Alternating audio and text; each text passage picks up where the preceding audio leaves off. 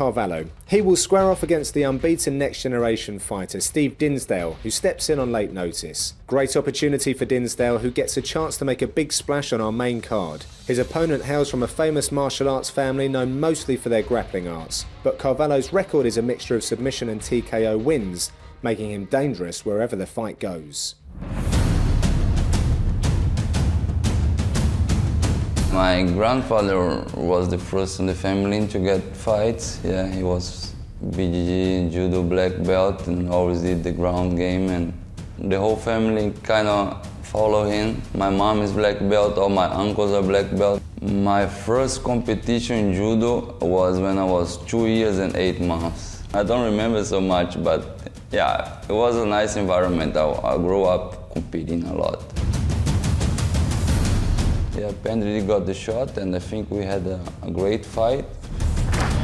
I don't think I would change anything. I just think I won the fight, and everybody thinks the same. One referee even gave him the second round, 30-27. And that's what really upset me, because dominated the second round. I hope I get that chance to fight for that belt. I think I'm gonna do a good fight and finishing in a good fashion, so people really gonna see me performing 100% in Cage Warriors. Getting the cage is just fun for me. It's just a part of my work. I always try to put a good show for the fans. Here we go, fight fans, moving on in our action tonight. 3 rounds in the welterweight division, making his way to the cage first. From Sweden, Bruno Carvalho. It's our pleasure to welcome back Bruno BC Carvalho. He is from Brazil, but now resides in Sweden. He's 30 years of age and is representing the All-Stars Training Centre and Team Carvalho. He has an impressive 14-6 record, and he does have a defeat here at Cage Warriors. So Carvalho is a classy grappler with judo and Brazilian jiu-jitsu credentials. He lost to Carl Pendrin in October back at Cage Warriors 49. He's still not happy about the decision. He did enter that fight though with a broken foot. However, he is very much healthy for this fight. Trained all around the world, Josh, for striking and grappling, and is dangerous everywhere. Yeah, very accomplished fighter indeed. We saw flashes of his judo and his submissions in that incredibly close fight with Carl Pendrin. The transition he hit from omoplata to armbar to triangle, you know, that really put Carl Pendrin in a lot of trouble, and it was a very, very close fight. His judo posture, I feel, does keep him very upright when he's striking. I think he's probably a bit more used to this weight cut now. He's fought as high as, you know, light heavyweight, and again, massive in this weight class. It's worth pointing out, though, he's never been submitted. He's won 9 of his last 11 fights. BJJ black belt since 2004. He's actually one of Alistair Overeem's grappling coaches. So he's taking a lot of the time to get to know some of the striking as well. And it's good to see BC back at CWFC. And his opponent tonight, fighting out of the red corner, here is the undefeated Englishman from Liverpool, Steve Dinsdale. And here is his opponent, Steve Dinsdale. He is representing Next Generation and has an impressive 5-0 record. He's been training with Chris Fishgold, who we saw earlier, Danny Roberts, who's a veteran at Cage Warriors, and also Rosie Sexton. Hasn't fought since April last year, as he was a reserve for the recent Tough Smashes. And there's notes of a similar story here as Dinsdale steps in for the injured Bahari on just 2 weeks' notice. He had an identical record to Bahari, and is a very intense character. Absolutely no fear from Dinsdale as he steps in as the underdog against the experienced Carvalho. Yeah, I mean, it's a big step up in competition, but it's one of those scenarios where you just think, does he have all to gain and nothing to lose? Coming in undefeated at 5-0, if he can knock someone like Bruno Carvalho, you know, off the top of this division here at Cage Warriors, that's really going to set a marker down. I'm very fired up indeed. Once again, ladies and gentlemen, this bout is scheduled for 3 5-minute rounds in the welterweight division. Introducing first, fighting out of the blue corner, His style, Brazilian Jiu-Jitsu and Judo. At 6 feet 1 inch tall, he weighed 170 1/4 pounds. As a professional, he brings 14 victories and 6 defeats. From Stockholm, Sweden, here is Bruno BC Carvalho. And next his opponent across the cage, fighting out of the red corner, a mixed martial artist standing 6 feet even. He weighed 170 1/2 pounds. As a professional, he is perfect inside the cage. 5 victories and no defeats. Fighting out of Liverpool, England, here is the undefeated Steve Dinsdale. Referee Mark Goddard in charge. Mark Goddard stands between the two fighters for this welterweight contest. Steve Dinsdale in the white shorts with Bruno Carvalho in the black trunks. Scheduled for 3 5-minute rounds. Steve Dinsdale looking so intense in his corner. But just look at the size of Bruno Carvalho. Now he's recarbed and rehydrated. Well, Carvalho quick to close the distance there on Dinsdale. Yeah, immediately looking to take the back. He's got one hook in, he's searching for the neck. Dinsdale running over to his own corner and immediately looking to scrape Carvalho off the cage. Wow, that's great work from Dinsdale, really. Yeah, Paul Rimmer is a very decorated grappler. And he's going to need the assistance as Bruno Carvalho, a judo and BJJ black belt, who actually told me he is looking to finish this evening with a submission as well. Carvalho staying very calm. He's wrapped that leg all the way up. It's going to make it very hard for Dinsdale to turn into him, but turn into him he does, and he's pushing in on a takedown attempt of his own. Good wrist control from Dinsdale, getting the head right up underneath the chin. Yes, good work there from Dinsdale. We've seen Carvalho has some good throws off this whizzer setup. Don't forget to join in the discussion. Hashtag CWFC52. What a big knee. Big knee. Carvalho scored there. Dinsdale just ate it and has kept pushing forward again, trying to get his head up under the chin.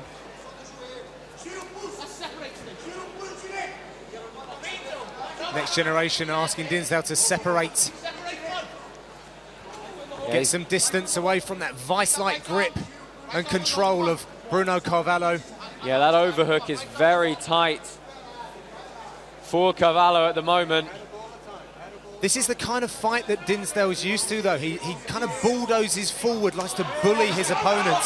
I'm not sure how much that's going to work against an experienced fighter like Carvalho, who has such a high pedigree.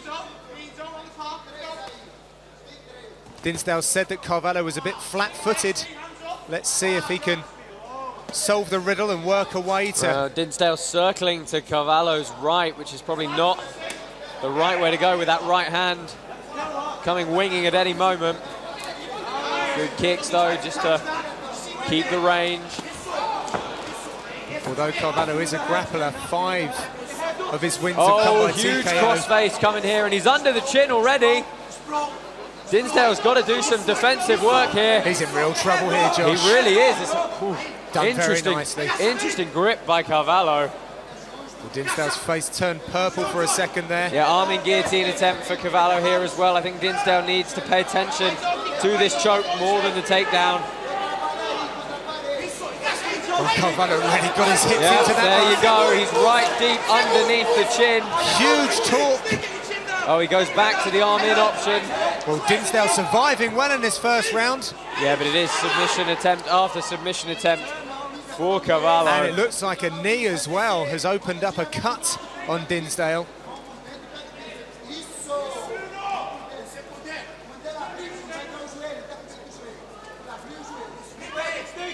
Head position now for Carvalho. The judo base from Carvalho is going to be very difficult to shift around. Let's work, Chance, stay busy.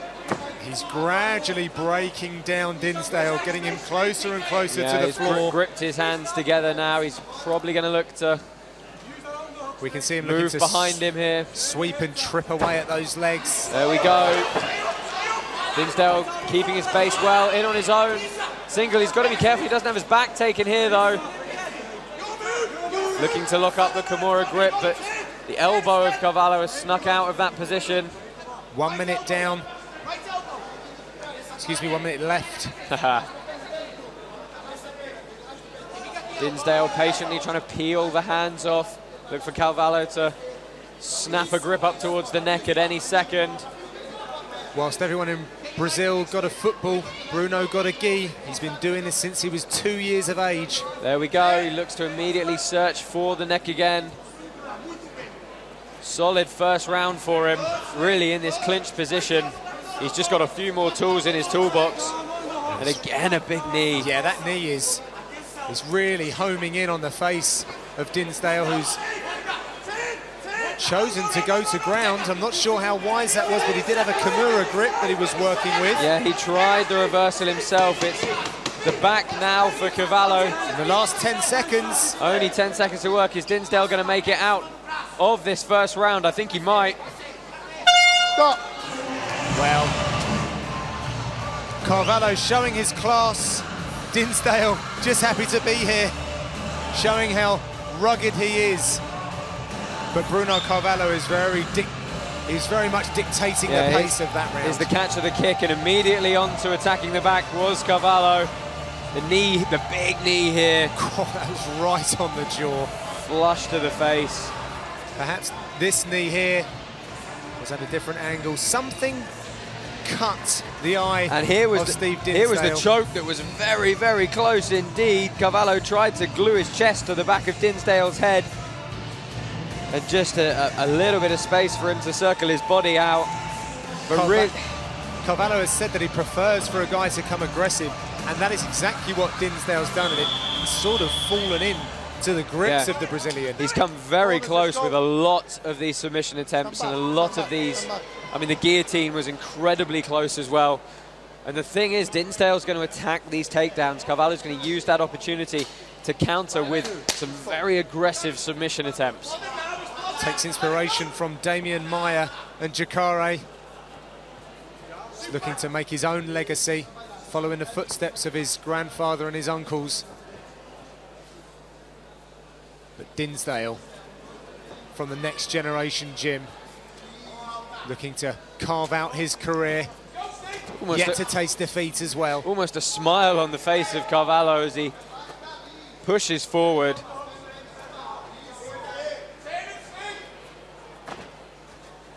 Again, looking to move to the back, that Kimura grip defense from Dinsdale coming in.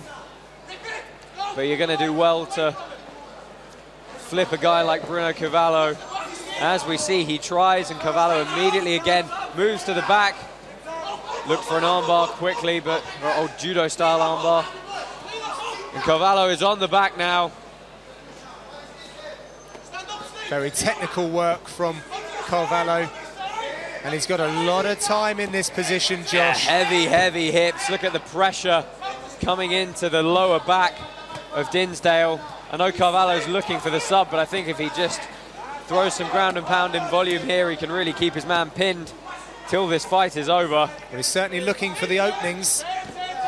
So much pressure Get out of that position. on those hips. Dinsdale is not giving up, though. Yeah, he's nailing Dinsdale at the moment, popping in the left and right hands. Dinsdale works his way back to a turtle position, trying to get some semblance of wrist control back in. Oh, that was a huge hammer fist. Hammer fist.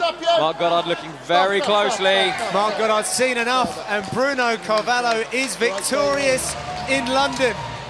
He is looking to reinstate himself as a top contender for that welterweight belt. And if he keeps doing this and performing in that way, he will definitely get there. Big smiles from BC. Great work from the Brazilian. Really didn't look in trouble at any point during that 1.5 rounds of action. I mean, we said, John, we know he wanted the sub, but really that ground and pound was just going to get the job done. And, you know, although I'm sure he felt incredibly confident throughout that entire fight, you know, at the end of the day, it is a fight, and if you've got an opportunity to finish it, you've got to take it. And that's exactly what he did. Yeah, and it's good to see Bruno with a smile back on his face. He felt very hard done by in his last outing. and he now sees Carl Pendrid challenge for the title.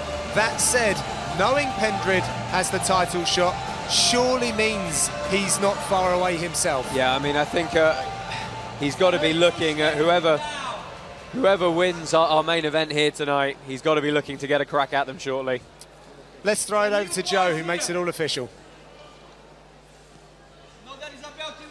Ladies and gentlemen, the end comes at 1 minute 48 seconds, round number 2, stoppage due to strikes for your winner by TKO, Bruno BC Carvalho.